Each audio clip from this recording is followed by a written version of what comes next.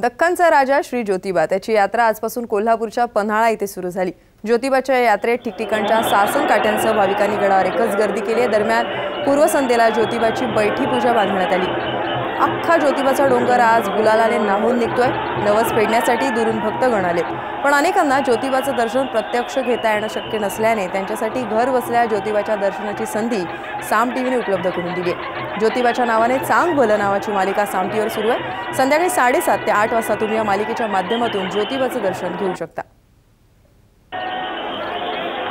आपण थेट कोल्हापूरची ही दृश्य पाहतोय। ज्योतिबाच्या यात्रेत विविध ठिकाणाहून दाखल झालेल्या सासन काट्या आणि जमलेली भाविकांची गर्दी आपल्याला थेट पाहता येते आणि अर्थात सर्वजण गुलालाच्या रंगात न्हाऊन निघाल्याचे दृश्य पाहायला मिळते।